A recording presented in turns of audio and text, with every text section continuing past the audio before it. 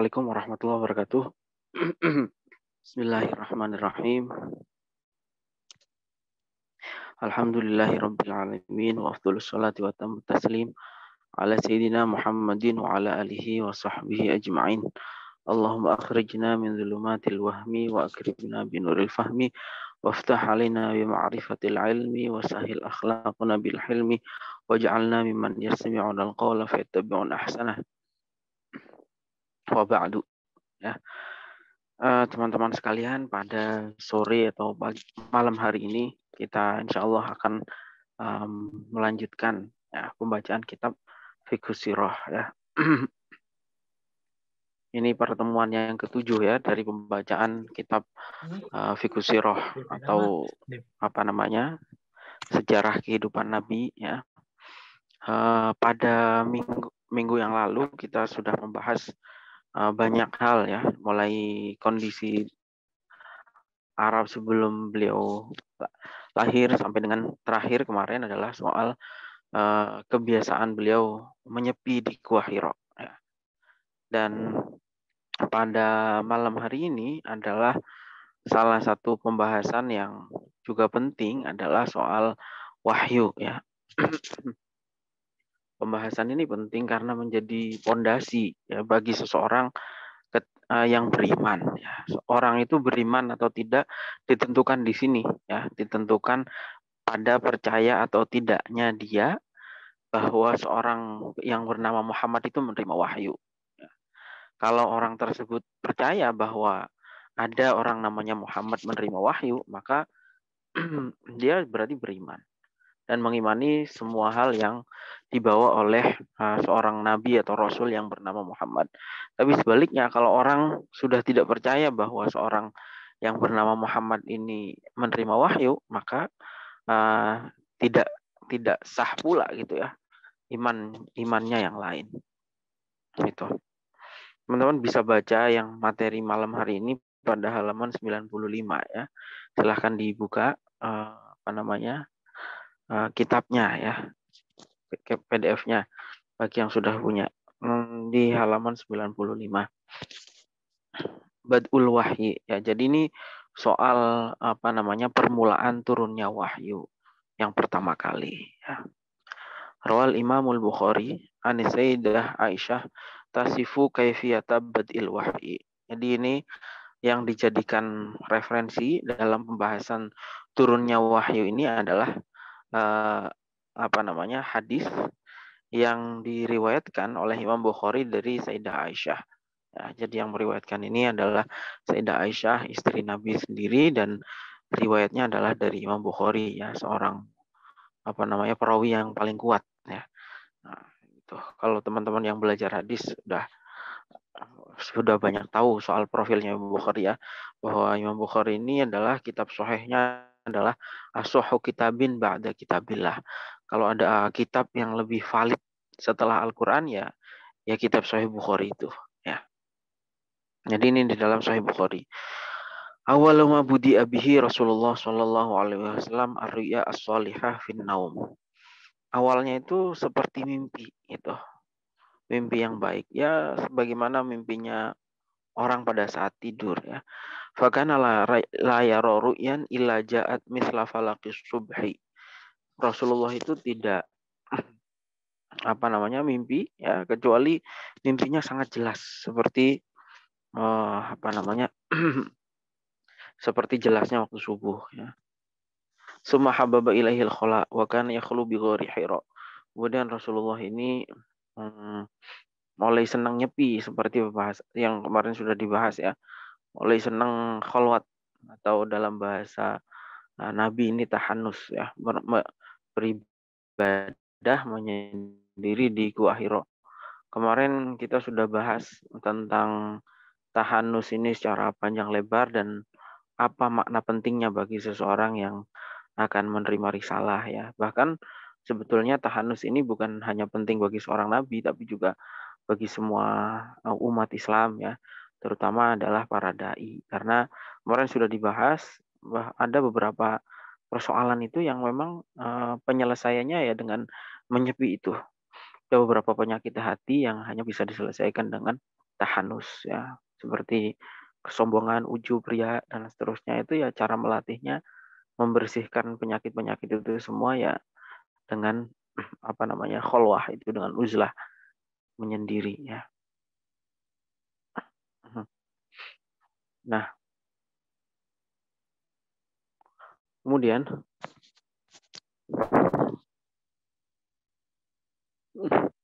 summa hababa ilaihil khala wa kana yakhlu bi ghairi Hira.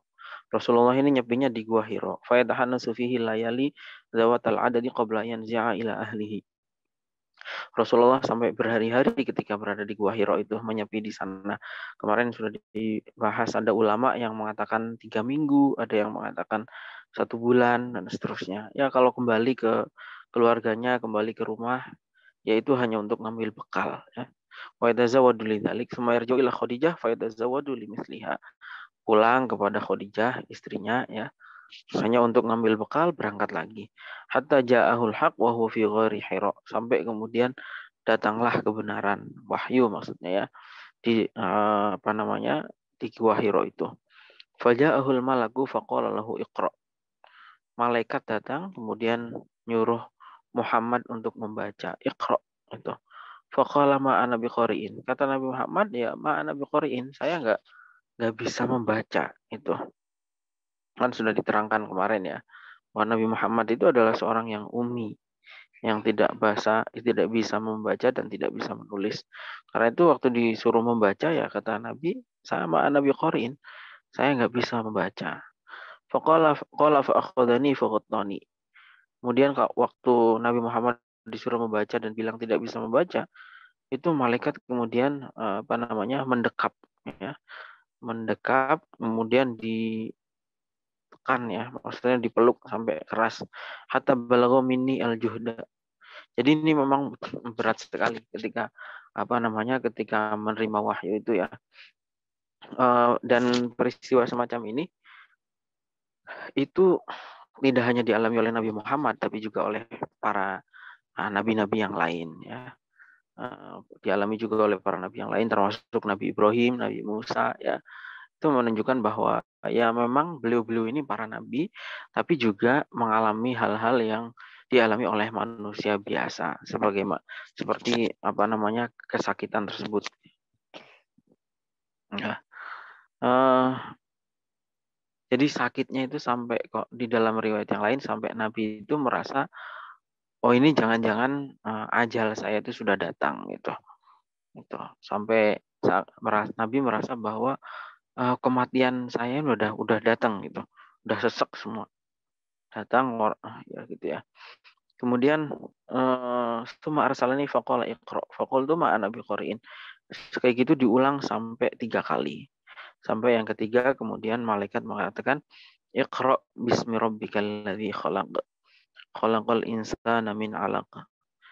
Iqra wa rabbukal akram alladzi 'allama bil qalam. Ini surat 'allamal insana ma lam ya'lam. Ya, ini wahyu pertama ya. Iqra itu. Banyaklah kalau soal maknanya, banyak sekali ulama-ulama yang apa namanya, menafsiri atau memberikan pengertian soal kenapa wahyu pertamanya adalah Iqra ya, membaca.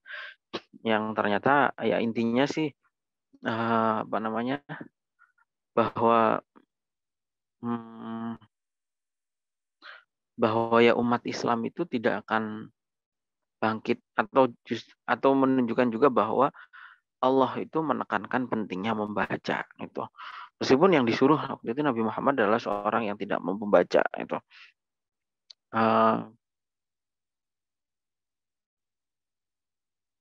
Bahwa kebahagiaan dunia akhiratnya itu hanya bisa dicapai dengan membaca itu. Banyaklah pengertian-pengertian yang lain, banyak, bahkan beberapa mufassir itu sampai mengkhususkan nulis satu kitab yang hanya berbicara soal penjelasan Iqra ini ya. Ini wahyu yang pertama turun. Tidak diperselisihkan ya, bahwa wahyu yang pertama turun itu adalah Iqra. Beda dengan ayat yang terakhir turun. Itu ulama berbeda pendapat sampai banyak ya. Ada yang mengatakan ayat terakhir adalah al-yauma akmaltu lakum dinakum. Ada yang mengatakan ya banyak lah. Tapi yang paling kuat adalah yang mengatakan bahwa ayat terakhir turun adalah wattaqu yawman turja'una fihi ilallah. Ayat itu ya. Tsumma tuwaffa kullu nafsin ma kasabat wa hum la yuzlamun. Itu ayat terakhir yang turun ya, yang menurut kaul yang paling kuat. Menurut pendapat yang paling kuat. Karena hanya beberapa hari setelah ayat tersebut turun tuh Nabi wafat. Gitu. Jadi itu ayat yang pertama kali turun. Kalau ayat yang pertama kali turun tidak diperselisihkan, nggak ada pendapat lain dari ulama bahwa ayat pertama wahyu pertama kali turun ya Iqra ini. Beda dengan yang terakhir kali, itu banyak pendapat di antara para ulama. Faraja'a biha Rasulullah sallallahu alaihi wasallam yarjifu fuadahu. Sampai kemudian Rasulullah itu merinding ya. Itu. Fadakhala ala Khadijah. Konon Nabi itu sampai lari ya. Saking takutnya. Itu, lari dari Gua Hira ini, lari turun pulang ke rumahnya kepada Khadijah binti Khuwailid.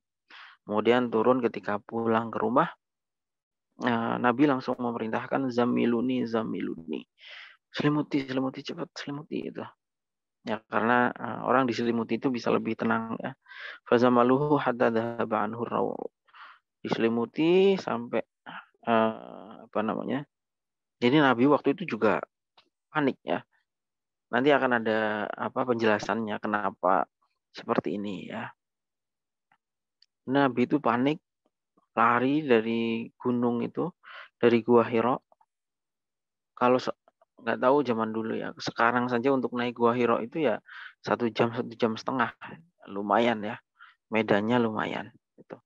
Itu zaman sekarang. Mungkin zaman dulu lebih lama lagi karena kan zaman dulu medannya lebih berat. Ya.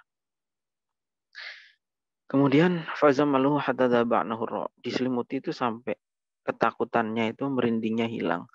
Setelah merindingnya hilang, kemudian Nabi berkata kepada Khadijah, baru cerita. Ya. Tadi waktu itu masih ketakutan, masih belum bisa cerita. Ya. Sampai kemudian Nabi baru kemudian cerita. Setelah udah tenang, baru kemudian cerita. Kemudian Nabi mengatakan kepada Khadijah, laqad khasyitu ala nafsi. Saya benar-benar ketakutan gitu. Karena Nabi itu mengira yang datang itu adalah jin awalnya ya. Jin yang jahat lah gitu. Kemudian kata Khadijah menenangkan Nabi dengan mengatakan kala wallahi la yukhzikallahu abada. Gak mungkin Gusti Allah itu menyusahkan kamu gitu. Innaka latasilur rahima. Kamu itu adalah orang yang menyambung silaturahim. Wa tahmilul kulla wa taksibul ma'dum. Kamu senang membantu orang-orang yang tidak punya. Kemudian Tuqarri ad-dhaif. Kamu ini orang yang memuliakan tamu. Wa tu'inu ala nawaibil haq. Kamu selalu membantu orang-orang yang berada di pihak yang benar. Fantalaqat bihi Khadijatu hatta atat bihi Warqah bin Naufal. Setelah Khadijah mendapatkan cerita, kemudian Khadijah berpikir berpikir untuk menceritakannya kepada Warqah. Warqah ini sepupu ya, misanan. Sepupunya Khadijah. Warqah bin Naufal ini. Warqah bin Naufal bin Asad bin Abdul Uzza. Itu sepupunya Khadijah. Siapa Warqah ini? Wa kana imru'un qad tanassara fil jahiliyah. Dia ini orang Nasrani ya. Pendeta, seorang pendeta Nasrani sejak zaman jahiliyah. Wa kana yaktubul kitab ala Ibrani. Warqah ini penulis kitab dalam bahasa Ibrani. Fa yaktubu minal Injil fil Ibraniyah, Masya Allah ayaktub. Banyak Warqah ini menulis kitab Injil dalam bahasa Ibrani dalam banyak naskah ya. Wa kana syaikhan kabiran qad umiya. Waktu itu Warqah sudah sangat tua sekali. Bahkan sudah buta ya, sudah bisa melihat. Faqalat lahu Khadijah. Kemudian Khadijah bilang kepada Waraqah, ya ibna am, wahai sepupu ya, isma' min ibni akhika. Dengarkan itu dari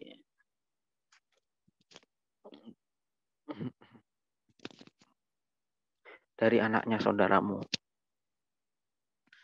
Maksudnya Nabi Muhammad ya. Kan Khadijah ini kan anaknya pamannya Waraqah. Nah, Nabi Muhammad ini suaminya Khadijah. Jadi kemudian Waraqah bilang, ya ibna akhi madza tara? Itu. Apa sih yang dilihat itu? Kemudian Rasulullah cerita apa yang dilihat oleh beliau. Kemudian Waraqah bilang, hadzan namus. Ini adalah yang datang kepada kamu tadi itu adalah namus. Namus. Ay Jibril. Ya. Awil wahyi. Namus ya, namus ya. Yang datang pada kamu itu namus. Namus di sini dimaknai sebagai Jibril atau wahyu. Alladzi nazala ala Musa, yang pernah turun kepada Nabi Musa. Ya laitani fiha jad'an syaban qawiyan laitani aku nuhayan idh yukhrijaka qaumuka. Seandainya saja saya ini masih muda, masih kuat. Seandainya saya masih hidup pada saatnya nanti ketika kaummu itu mengusirmu. Gitu. Rasulullah bertanya, awamukhrajihum, apakah mereka akan mengusir saya?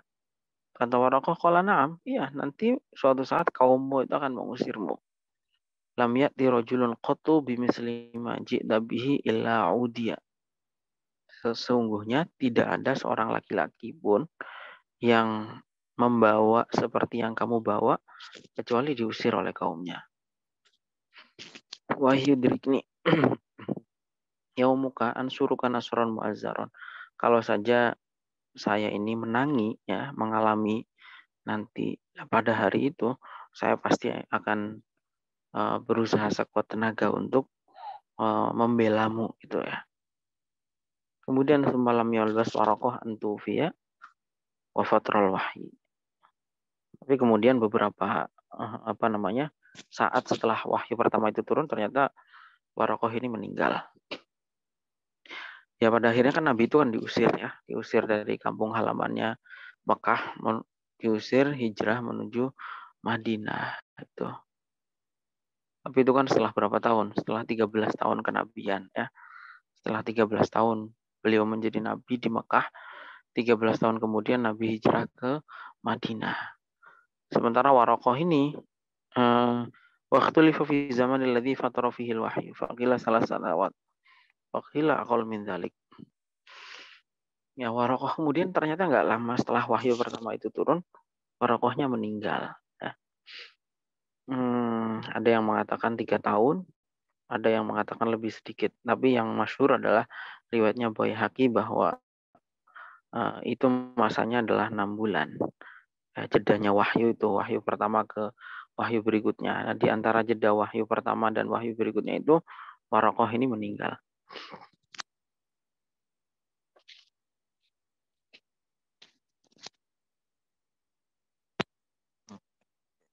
Kemudian, Umar wal Bukhari, an Jabir bin Abdullah qala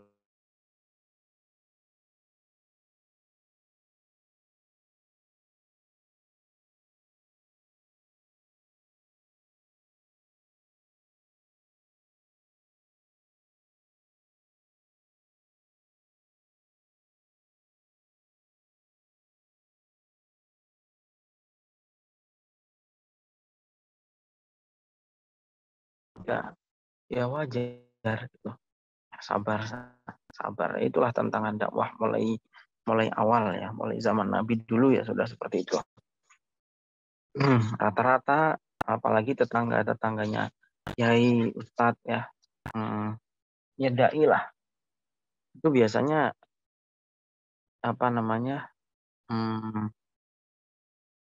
itu biasanya orang-orang yang paling nggak seneng ngaji itu ya tetangga-tetangganya gitu. Azhadun nasi bil ulama itu jaruhu aqoribuhu ya. Ada makalah seperti itu. Suatu saat orang yang paling menjauhi atau orang yang tidak memanfaatkan dakwahnya kiai, memanfaatkan dakwahnya ulama itu ya tetangga-tetangga dan saudara-saudaranya sendiri. Tuh. Ya lihat aja lah kiai-kiai ya. Kadang-kadang seperti ya kiai di mana lah di Ngarang misalnya ya seperti itu ada ulama besar Kiai Maimun dulu. Nah, tapi ya tetangga-tetangganya nggak pernah ngaji. Justru orang-orang dari banyak kota-kota yang lain justru yang ikut ngaji ya. Tetangga-tetangganya banyak yang musuhi. Uh, jadi sudah biasa itu tantangan dakwah seperti itu.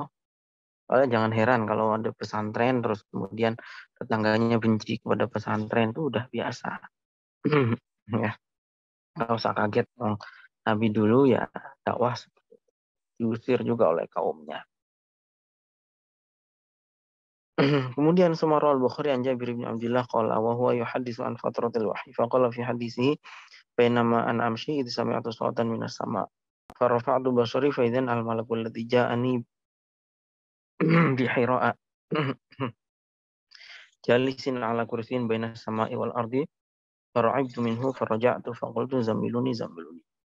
Jadi diriwayatkan juga oleh Bukhari dari Jabir bahwa uh, wahyu kedua itu proses turunnya adalah ketika Nabi sedang berjalan, kemudian tiba-tiba mendengar suara dari langit. Dilihatlah Nabi itu mendongakkan kepalanya ke langit, ya. Kemudian ternyata yang dilihat adalah malaikat yang dulu mendatanginya pada saat di Gua Hira. Malaikat Jibril. Malaikat itu duduk di atas kursi antara langit dan bumi. Dibayangkan betapa besarnya malaikat Jibril ini ya. Dia duduk di kursi yang memenuhi antara langit dan bumi. Padahal langit dan bumi ini nggak tahu jaraknya berapa ya.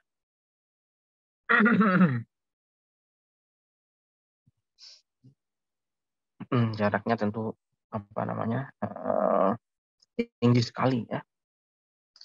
Orang naik pesawat saja belum apa-apa itu mungkin tingginya sudah berapa 3.000 kaki, berapa ribu kaki ya. Tinggi sekali. Ini malaikat Jibril ini memenuhi langit dan bumi. Memenuhi jarak antara langit dan bumi. Malaikat Jibril duduk di atas kursi. Nabi Muhammad ya pasti ketakutan. Faraja'tu faqultu zamiluni. Nabi kemudian juga ngebut untuk lari untuk pulang. Kemudian minta dikemuli, diselimuti sebagaimana pada saat menerima wahyu yang pertama sebelumnya ya. Pada saat itu Allah menyampaikan wahyu yaitu ya ayyuhal muddatsir qum fa'anzir ila qoulihi warujza fahjur ya.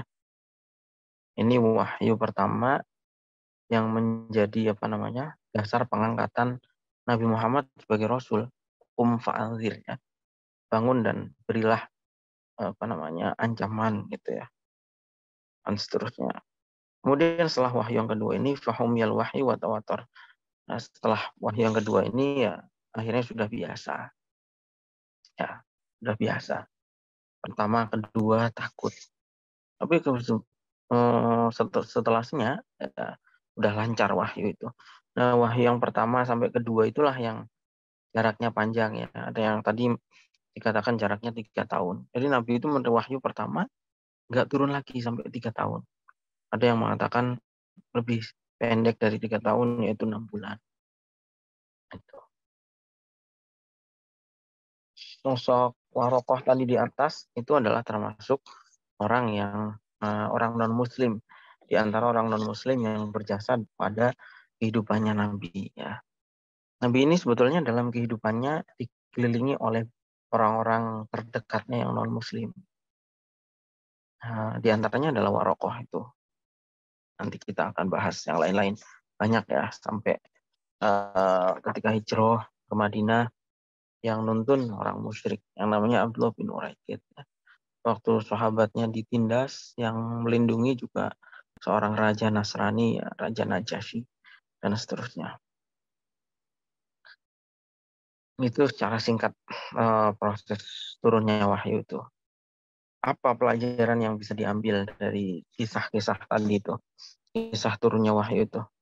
Al-ibaru wal-izatu. beberapa pelajarannya.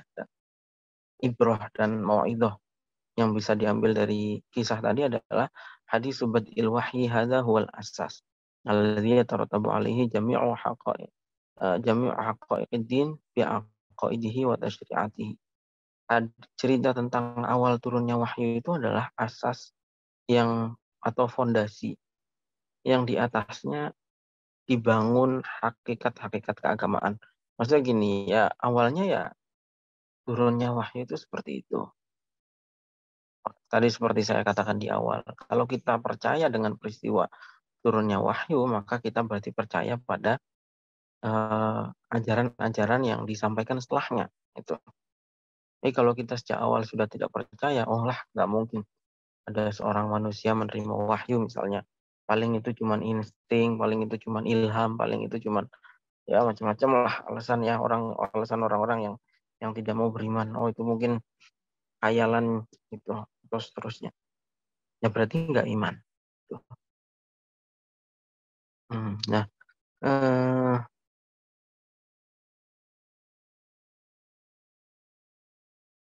wa fahmuhu wal yaqinu bihi huma al-madkhalul ladzi la budda minhu ila al-yaqini bi sa'iri ma ja'a bihi nabi sallallahu alaihi wasallam min ikhbaratin ghaibiyatin wa awamirin tasyri'iyatin bidzalika anna haqiqatal wahyi hiya al-faysalul wahid bainal insani alladzi yufakkiru min 'indihi wa yashra'u bi wasitati ra'yihi wa 'aqlihi wal insanu alladzi yablughu an rabbih duna an yughayyira aw yanqus aw yazid. Jadi wahyu itulah yang memisahkan antara orang yang beriman dan tidak beriman itu ya wahyu. Gitu. Kalau yang lain-lain itu ya bisa saja kan orang melakukan kebaikan, tapi dia nggak iman. Dia tidak percaya wahyu, dia tidak percaya ada nabi, dia tidak percaya ada Tuhan, dia berbuat kebaikan. Bisa saja sama antara yang tidak beriman dan yang beriman, kebaikannya bisa saja sama gitu. Tapi yang membedakan orang itu, yang membedakan manusia itu beriman dan tidak beriman, itu ya percayanya kepada wahyu itu. Gitu. Tapi kalau kebaikan bisa saja orang orang nggak percaya Nabi, nggak percaya Allah itu berbuat baik. Orang iman orang iman harus baik. Orang yang tidak beriman yang baik ya banyak. Gitu. Tapi yang membedakan itu ya kepercayaannya kepada wahyu itu. Al-Faisalul Wahid. Yang membedakan beriman dan tidak beriman itu ya keyakinan terhadap wahyu ini. Min ajli hadza, karena itu orang-orang yang nggak suka dengan Islam. Min ajli hadza yahtamu muhtarifut tashkik bil Islam bimu'alajati mawdu'il wahyi fi hayatihi sallallahu alaihi wasallam. Karena itu orang-orang yang tidak suka dengan Islam, yang pertama kali diserang adalah wahyu, persoalan wahyu ini fondasinya ya. Maka min ajli talbis fi haqiqatihi wal khalti bainahu wa bainal ilham. Untuk merusak kepercayaan umat tentang persoalan mencampur adukan antara wahyu dengan ilham, dengan hadisun nafas, imajinasi, dan seterusnya. Kalau kita baca teori-teorinya orang-orang orientalis, itu kan kita akan membaca pemikiran-pemikiran mereka bahwa yang pertama kali diserang itu adalah peristiwa menerima wahyu ini, gitu. Karena ini yang paling asas. Kalau wahyunya sudah tidak benar, berarti yang lain ajaran tentang sholat, ajaran tentang zakat, ajaran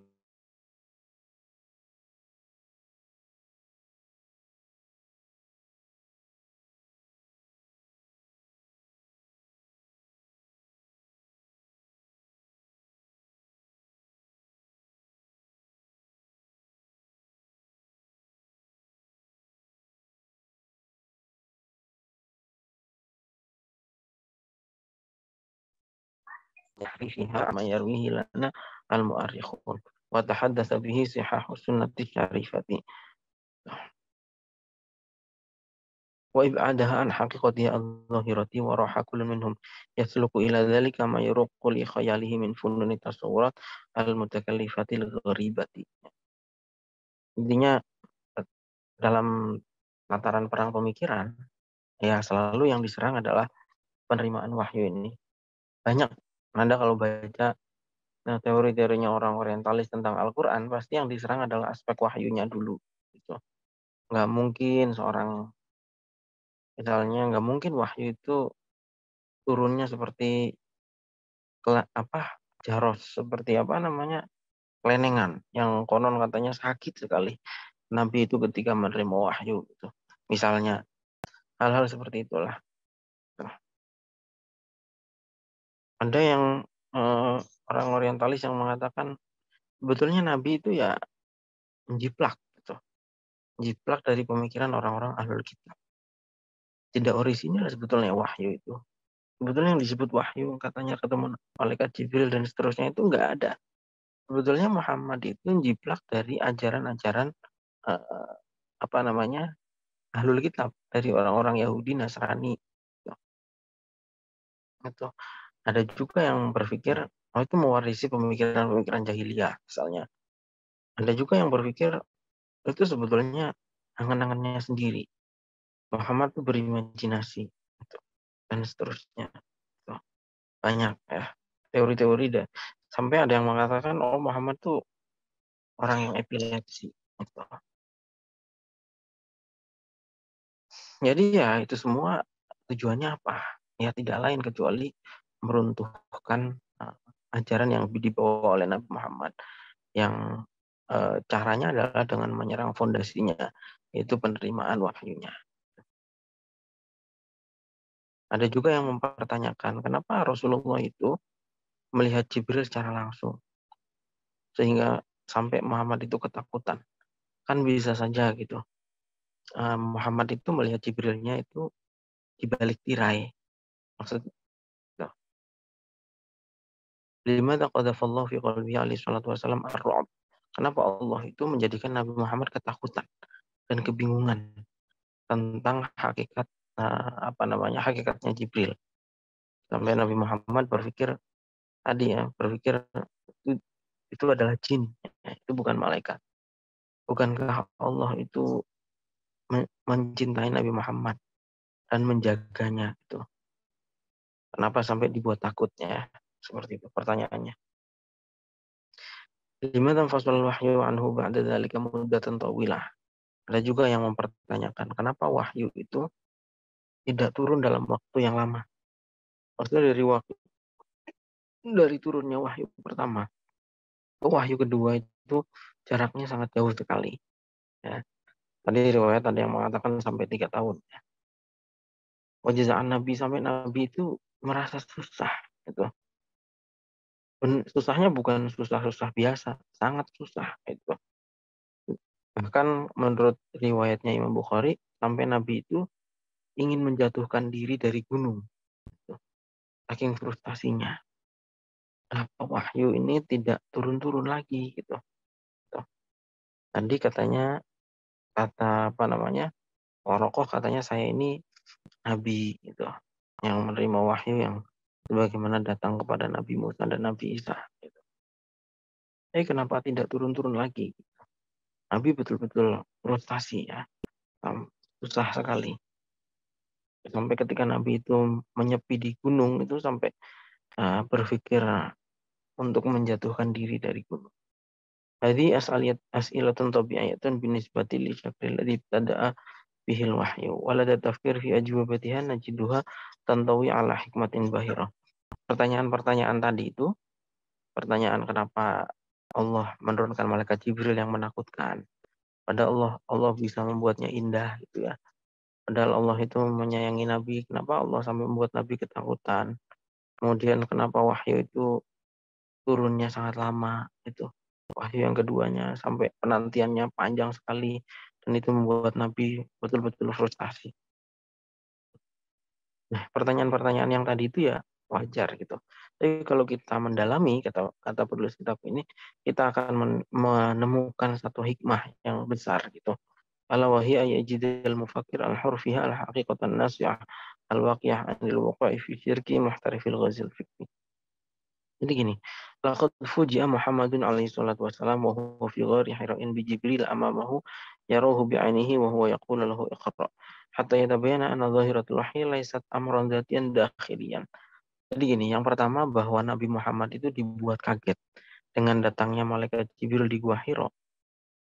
Di depannya dilihat dengan mata kepalanya sendiri dan menyuruh Iqra, itu untuk menunjukkan yang pertama bahwa itu bukti bahwa wahyu itu bukan merupakan settingannya sendiri, atau nggak ada keinginan, bukan muncul dari dalam.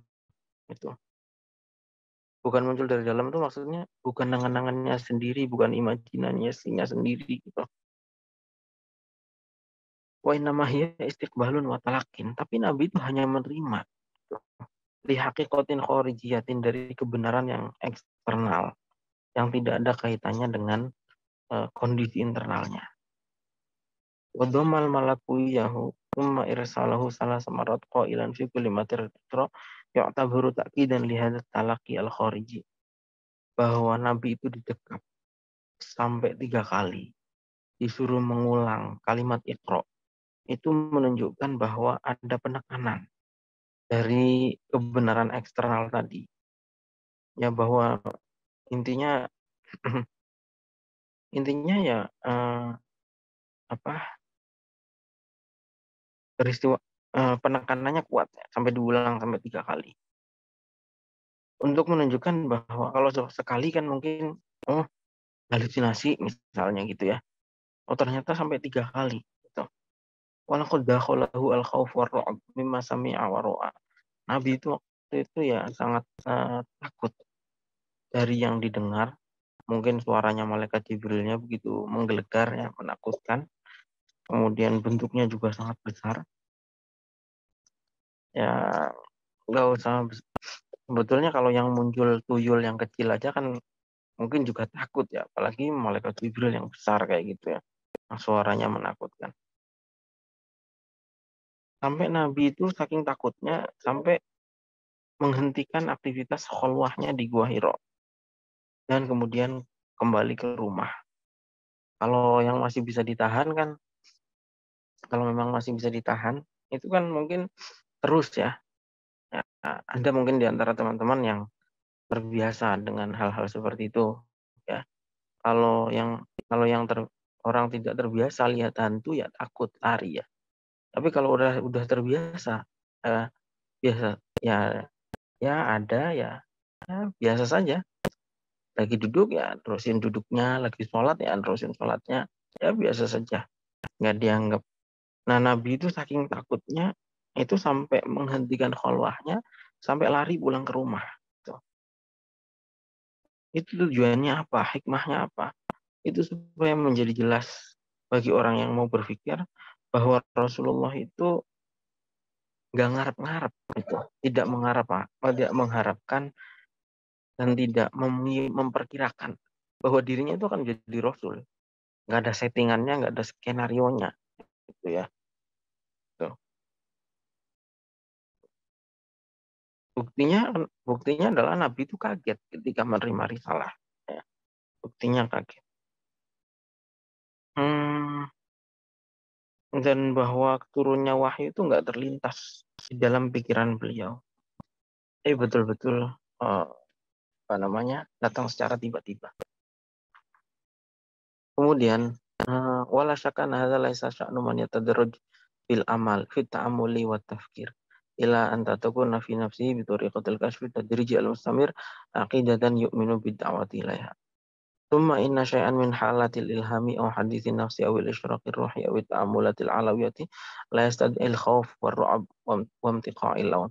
Ini juga membantah orang-orang orientalis yang mengatakan bahwa wahyu itu ilham, wahyu itu adalah pencerahan, wahyu itu adalah apa namanya, khayalan, halusinasi dan seterusnya. Ya kalau semua yang disebut tadi itu ya tidak sampai menimbulkan ketakutan gitu. Apa ada orang dapat ilham terus kemudian takut, kan enggak? Tuh. Itu menunjukkan bahwa ini suatu hal yang berbeda. Ini adalah wahyu. Wa anta khabirun anal khawf war ru'ab wa rujfanul jismi wa taghayyur lawan kullu dzalika minal infialat al-qasriyah. Dan itu semua ya, ketakutan, merinding, kemudian berubahnya warna kulit, warna muka, itu hal-hal yang apa namanya, terjadi secara tiba-tiba gitu. Tidak disetting ya, dan nggak mungkin dibuat-buat. eh, apa namanya, apalagi ya, itu kalau memang seandainya Nabi itu bohong, meskipun mustahil bagi seorang Nabi Muhammad itu untuk melakukan kebohongan ya, tapi maksudnya kalaupun ada niat bohong, itu yang nggak mungkin bisa itu, karena yang tadi itu sifatnya adalah reaktif, responsif. Wa yatajalla mazidan min suratil mufaja'atil mukhifati ladhi sallallahu alaihi wasallam fi tawahhumihi bi anna hadzal ladzi ra'ahu wa qaddahu wa kallamahu fil ghari wa qad yakunu atayan minal jinni idh qala li Khadijah ba'da an akhbaraha al khabar laqad khasyitu ala nafsi ay minal jan. Ya, ketakutannya Nabi itu ditambah dengan apa namanya, gambaran bahwa ya takutnya yang datang itu adalah jin ya. Gitu.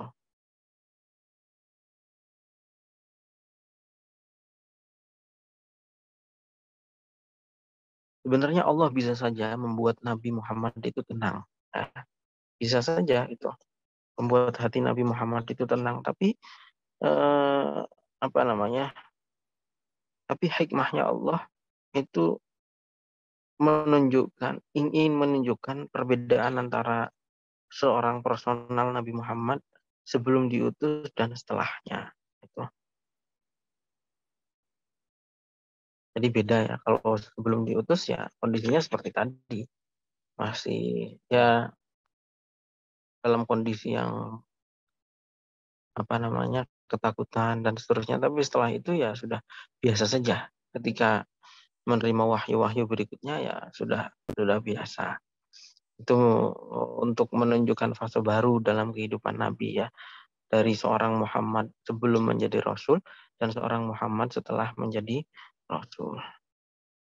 Tsumma inna fihi ma alhamallahu Khadijah miladiha bi alaihi salatu wassalam ila Waraqah bin Nawfal wa ardul amri alaihi ta'kidan min janibin akhar bi anna hadha alladhi fuji'a bihi alaihi salatu wassalam innama huwa al-wahyu ilahi alladhi kana qad anzala 'alal anbiya min qablih.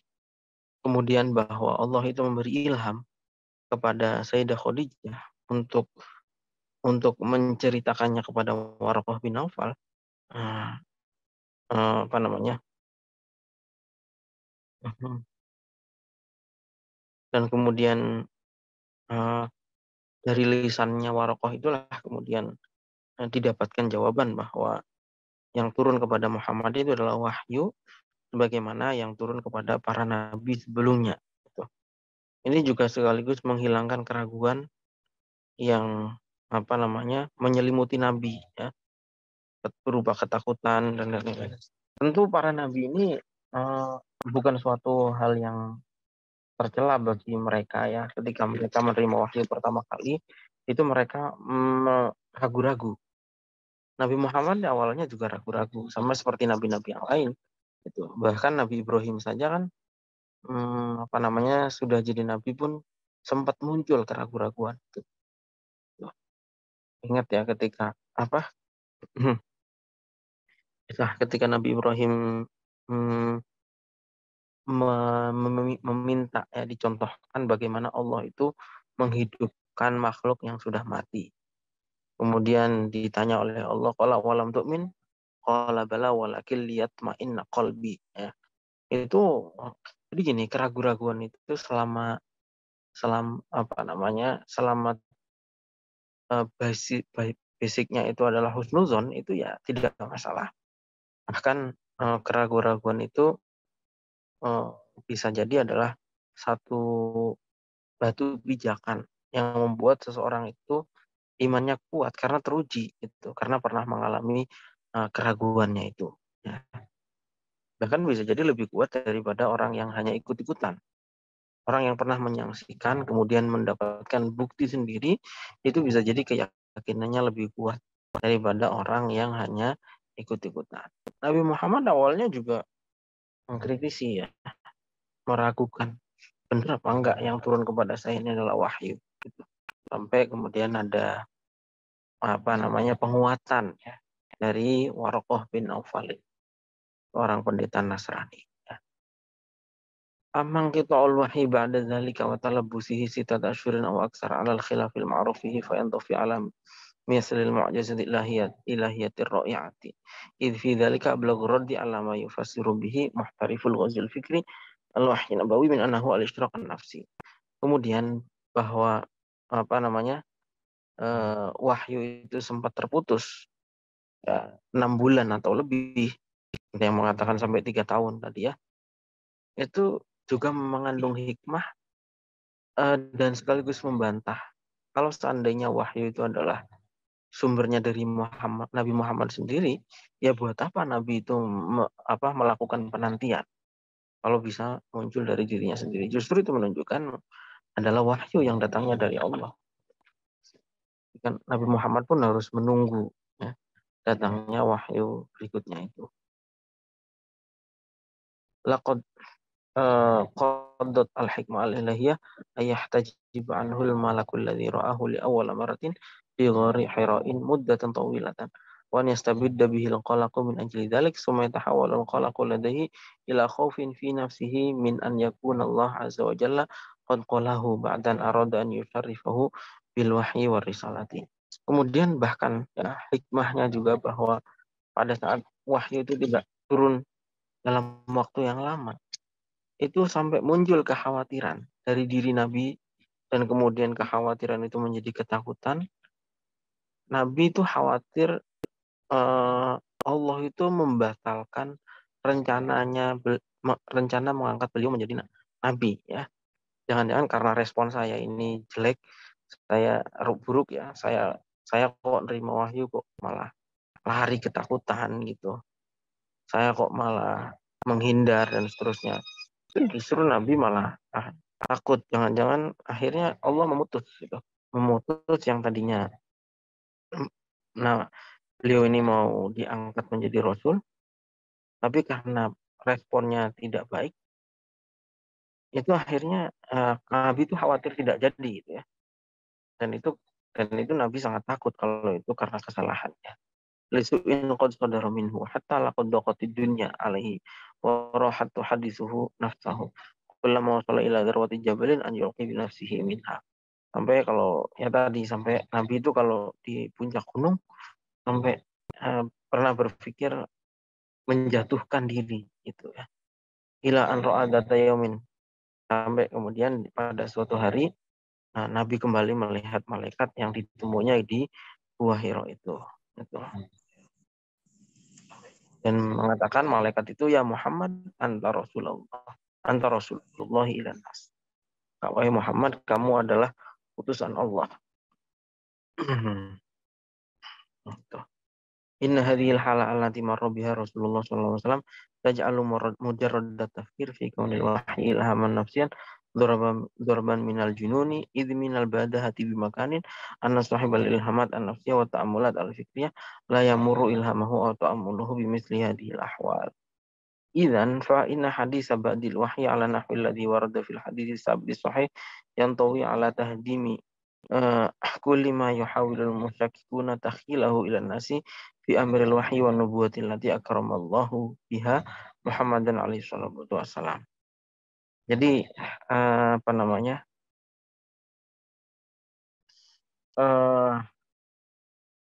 Peristiwa-peristiwa yang ditulis di atas tadi ya, tentang ketakutan, tentang adanya fatrah atau masa penantian wahyu yang sangat panjang, itu mengandung hikmah yang besar bahwa ya memang wahyu ini tidak muncul dari diri beliau sendiri. Warubama ada mungkin ada yang bertanya lagi, orang yang ragu akan bertanya lagi, kenapa? Falimada kan yanzilu alaihi sallallahu alaihi wasallam al-wahyi ba'da dzalik wa huwa bainal katsir min ashabihi fala yaral malak ahadun minhum siwahu. Kenapa ketika Nabi itu menerima wahyu ya, dan malaikat Jibril itu datang, kenapa yang lain ya sahabat-sahabat itu tidak melihat? Kan kadang-kadang kan Nabi lagi kumpul dengan para sahabatnya, tiba-tiba Nabi diam. Sahabat sudah ngerti ya, kalau Nabi diam seperti itu berarti Nabi sedang menerima wahyu. Tapi pertanyaannya adalah kenapa ketika malaikat Jibril itu datang, sahabat-sahabat tuh tidak bisa melihat. Nah, wal jawab annahu laisa min syarti wujudil mawjudati antura bil absor. Jawabannya adalah bahwa tidak menjadi syarat eksistensi sesuatu itu, adanya sesuatu itu tidak ditentukan dari apakah sesuatu itu bisa dilihat atau tidak. Gitu. Ya kuman itu kan tidak bisa kita lihat. Tapi bukan berarti kuman itu tidak ada. Virus itu tidak bisa kita lihat, bukan berarti virus itu tidak ada. Ya. Uh, Jin itu mungkin tidak kita lihat, tapi bukan berarti jin itu tidak ada. Nah, maksudnya gitu ya. Sesuatu itu tidak terlihat, bukan berarti sesuatu itu tidak ada. Tuh. Karena apa? Inna wasilatal ibsari fina mahdudatun bihadin muayyanin. Karena mata penglihatan kita ini sangat terbatas. Tuh. Ya contoh sesuatu yang jauh. Meskipun sesuatu itu ada, tapi kita tidak bisa melihat. Kenapa? Karena keterbatasan penglihatan kita.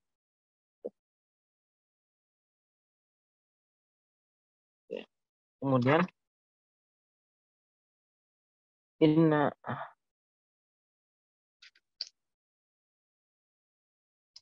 nah, hmm, di sini dikutip juga apa namanya pemikirannya Malik bin Nabi ya. An Yazid fi qawti masyamina fayara mala tarhul yunul ukhra. Yaqulu Malik bin Nabi. Ya. Kata-katanya lumayan agak panjang tapi nanti bisa dibaca lah ya. Malik bin Nabi itu seorang pemikir besar Muslim dari Aljazair ya. Hidupnya di Prancis dan kemudian di Kairo. Dia seorang filosof, sosiolog, penulis serial peradaban. Kalau teman-teman apa namanya fokus pada isu-isu peradaban, penting membaca tulisan-tulisannya Malik bin Nabi. Dia punya serial Syurutun Nahdoh ya, syarat kebangkitan dan seterusnya. Dia punya serial itu. Penting untuk dibaca. Kemudian gini, summa inna istimraral wahyi ba'da dzalika yahmilud dilalat yahmilud dilalah ala haqiqatil wahyi wa annahu laisa kama aradul musyakkikun zahiratun nafsiyatun mahdhatun. Jadi gini, terus kemudian ya keberlangsungannya wahyu itu sekaligus juga menunjukkan bahwa itu juga apa namanya membantah tadi lah ya bahwa wahyu itu dari diri Nabi sendiri. Yang pertama, at-tamyiz al-wadih bainal Quran wal hadis. Menjadi pembeda yang jelas antara Al-Quran dan hadis. Karena Nabi itu awalnya ya, kalau Al-Quran itu diperintahkan oleh Nabi seketika untuk ditulis.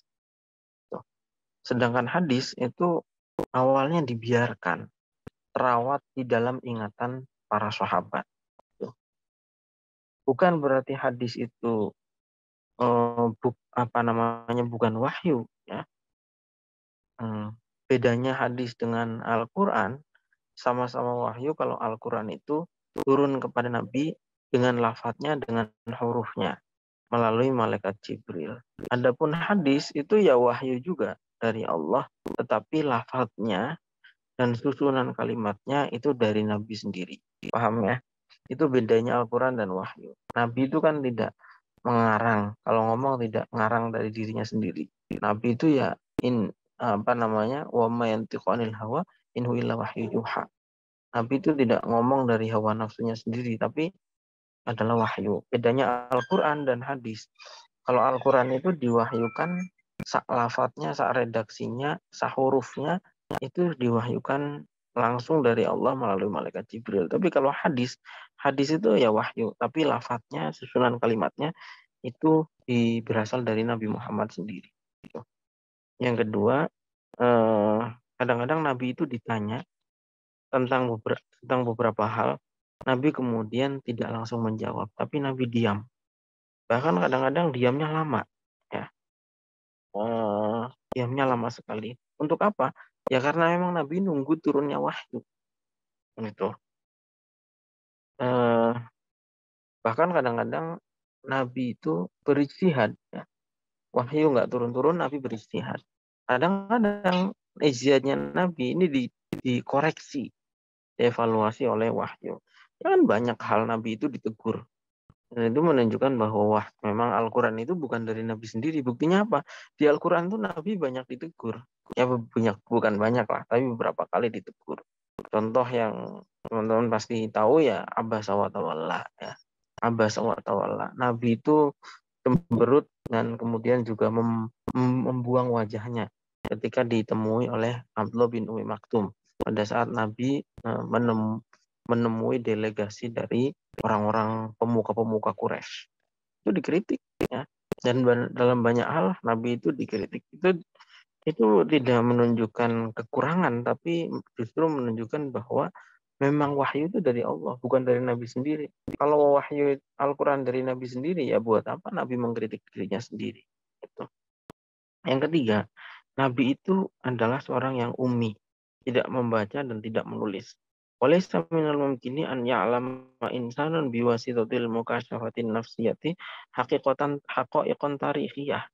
Itu. Dan nggak mungkin, Nabi itu kan nggak bisa membaca, tidak bisa menulis. Dan tidak mungkin seseorang itu bisa mendapatkan informasi hanya dengan angan-angan. Maksudnya gini, misalnya kisahnya Nabi Yusuf. Bisa nggak seseorang hanya dengan merenung terus kemudian dapat ilmu sejarah? Kan nggak bisa. Ya, sejarah itu kan diceritakan, diwariskan ya dari mulut ke mulut, dari tulisan ke tulisan. Dan Nabi itu tidak bisa membaca, tidak bisa menulis. Nggak mungkin hanya dengan merenung Nabi bisa mengetahui kisahnya Nabi Yusuf atau Nabi mengetahui kisahnya Nabi Musa ketika dialirkan ke sungai ya, atau kisahnya Firaun dan seterusnya. Itu. Jadi itu menunjukkan bahwa Nabi ya dapatnya dari mana? Ya dari wahyu. Dapat cerita-cerita itu ya dari wahyu. Yang keempat, Inna sidqan Nabi sallallahu alaihi wasallam arba'ina sanatan ma'a qaumihi wa ishtihari fihim bidzalik yastad'i ayakuna sallallahu alaihi wasallam min qabli dzalika shadiqan ma'a nafsihi. Kemudian gini, yang keempat adalah reputasi Nabi itu sudah teruji. 40 tahun selalu berkata jujur. Tuh. Dan itu masyhur di kalangan kaumnya sampai dijuluki Al-Amin ya.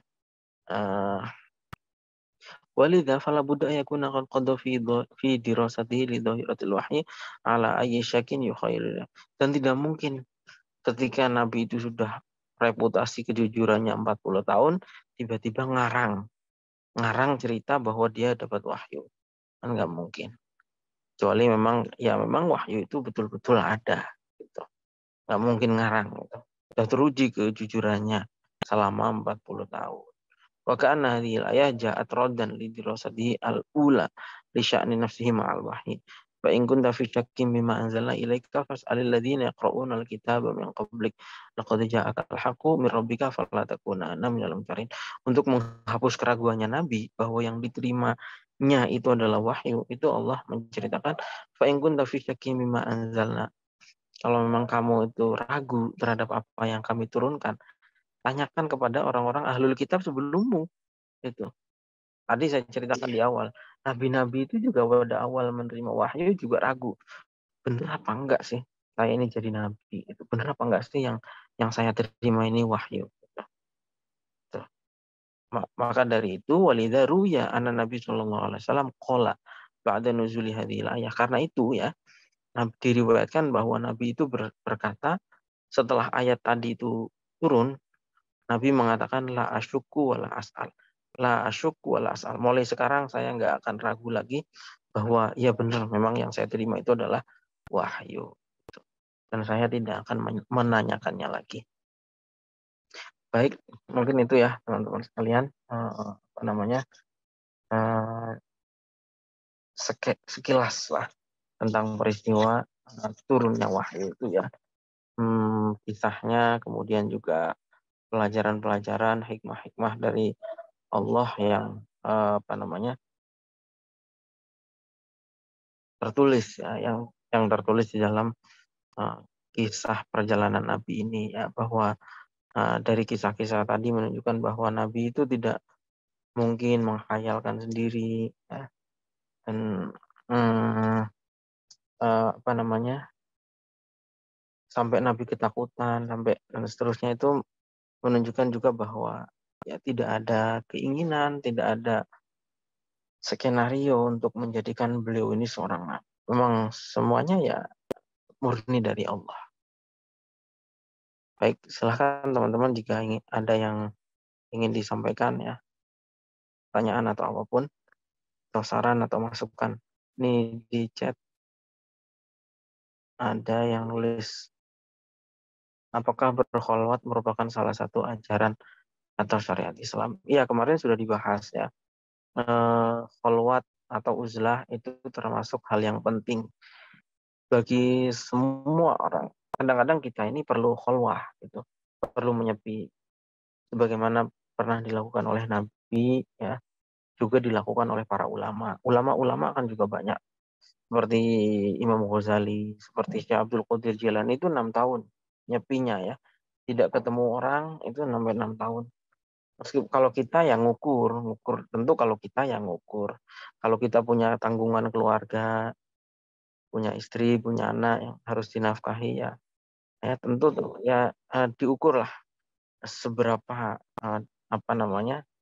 Kalau di dunia tasawuf kan ada juga namanya suluk ya, suluk. Suluk itu ya berhari-hari itu ya zikir, membaca Al-Quran gitu. Karena ada beberapa hal yang memang sebagaimana diterangkan pada minggu yang lalu ya, ada beberapa hal itu yang memang cara penyelesaiannya itu dengan uzlah. Kalau menurut saya hari-hari ini kita yang hidup sekarang, uzlah paling gampang itu ya mematikan HP. Itu sesekali itu penting untuk merenung, hidup sendiri, berpikir ya. Karena kalau kita kumpul terus dengan manusia, ya pikiran kita akan terus sibuk dengan obrolan-obrolannya manusia yang tidak semuanya penting, dan banyak, kadang-kadang banyak tidak pentingnya gitu. Kan kemarin sudah saya kutipkan syair ya. Liqa'un nasi laisa yufidu syai'an siwal hadayani min qilin wa qawlin. Kadang-kadang ketemu orang itu apa namanya, nggak berfaedah apa-apa, kecuali omong-omongan, kata si A begini, kata si B begini ya. Katanya gitu. Fa'aqlil min liqa'in nasi illa. Karena itu sedikitkan bertemu orang itu. Illa li akhdil ilmi, kecuali kamu belajar ya, menimba ilmu, atau islahi hali, atau memperbaiki perilaku. Ya, dia ketemu ya seperlunya. Kadang ada masa-masa tertentu itu yang dimana perlu uzlah. Tapi juga jangan salah paham bahwa uzlah ini menjauhi manusia secara total. Itu juga nggak benar. Kemarin sudah diterangkan ya.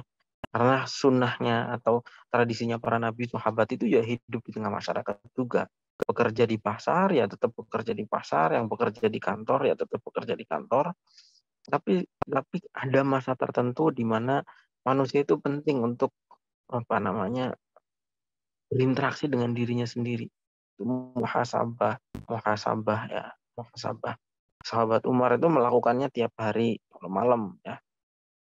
Apa yang sudah dilakukan seharian ini tuh apa? Pagi saya ngapain, siang saya ngapain, sore saya ngapain. Itu uzlahnya seperti itu. Tuh. Ya kalau sekarang ya matikan HP lah ya.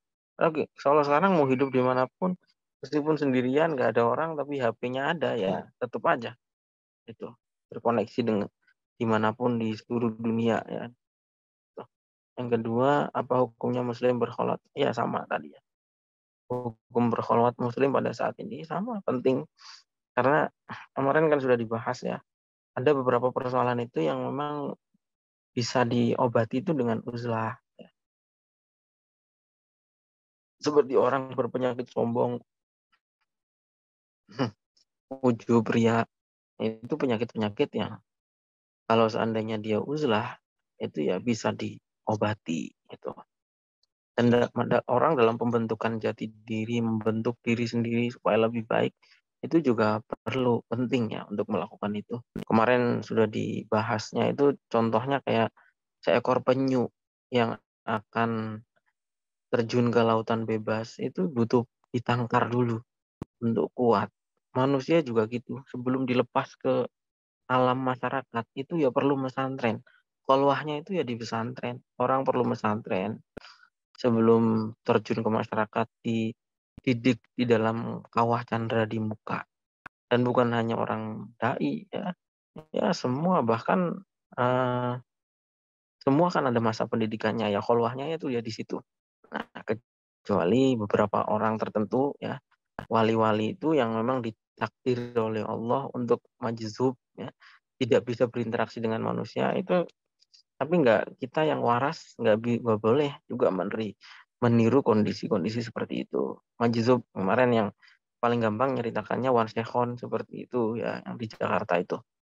Orang-orang seperti itu ya, tapi Wan Sekhon juga masih ketemu manusia. Yang wali-wali yang dulu itu banyak juga yang menjauhi ya, yang menjauhi secara total kehidupan. Intinya penting, tapi kalau kita punya tanggungan menjadi seorang kepala keluarga ya, ya bukan berarti itu salah kalau sampai kholwah berhari-hari ninggalin tanggung jawabnya kepada keluarga, kepada masyarakatnya, atau pimpinan lembaga pendidikan atau pimpinan pekerjaan di kantor kok pergi. Nah, itu keliru kalau itu.